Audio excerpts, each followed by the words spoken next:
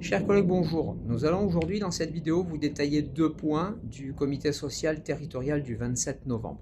Le premier point, c'est la suppression du service de la documentation et le deuxième point, c'est la protection sociale complémentaire. Donc le premier point, simplement pour vous dire que pour la CFDT, c'est un carton rouge que nous donnons à l'administration. En effet, c'est la 3e fois en 15 ans que l'administration souhaite supprimer ce service. Cette fois-ci, elle a voulu s'appuyer sur les nouvelles technologies, notamment l'intelligence artificielle, et sur le fait que chaque employé peut se faire tout soi-même. Donc on avait ici un service efficient, compétent, et qui fonctionnait très très bien avec des bases documentaires, avec des abonnements, avec beaucoup de choses qui tournaient très très bien et qui faisaient gagner de façon transversale à la totalité des agents beaucoup de temps. Eh bien non, l'administration souhaite transformer ce service, donc 9 emplois quand même à la clé, je tiens à le souligner, en mission pour progressivement que chacun se débrouille avec l'intelligence artificielle. On aurait très bien pu supprimer le service juridique, on pourrait supprimer d'autres services administratifs, on peut tout supprimer avec les nouvelles technologies, sauf que quand même il y a une véritable efficience et pour nous c'est un véritable carton rouge. Et pourquoi un carton rouge? Parce qu'en plus la méthode est vraiment pas la bonne.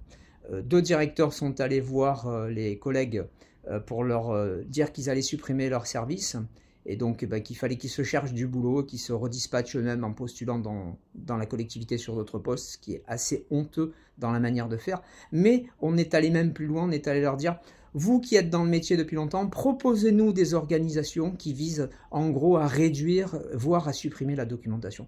Donc imaginons-nous, 2 directeurs vont voir les collègues pour leur dire: propose-nous des choses pour supprimer ton propre poste. Alors 2 choses, la méthode c'est 0, mais 0 pointé.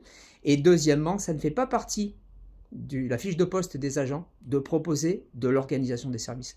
Donc je pense que ces 2 directeurs devraient se faire une petite remise à niveau de formation sur le statut et le code de la fonction publique. Le deuxième point que nous voulions aborder, c'est la protection sociale complémentaire. Jusqu'à présent, nous avions 25 € de participation, si tant est qu'on amenait un contrat labellisé et une attestation de labellisation.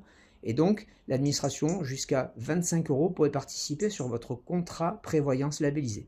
Ceci va continuer en 2026. Les agents qui amèneront un contrat labellisé et qui pourront prouver avec une attestation de labellisation pourront continuer à percevoir ces 25 €.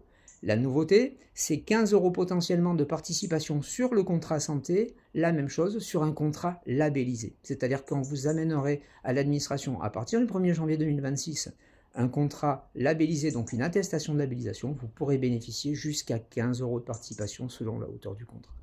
N'hésitez pas à nous expliquer les difficultés que vous rencontrez. On sait qu'il y a quelques contrats qui deviennent non labellisés, Interial pour ne pas le nommer, puisque des collègues se sont rapprochés de la CFDT pour nous dire qu'il y avait des contrats qui auparavant étaient labellisés, qui ont perdu cette labellisation. Eh bien, il faudra que ces collègues se tournent vers d'autres contrats auprès d'autres mutuelles.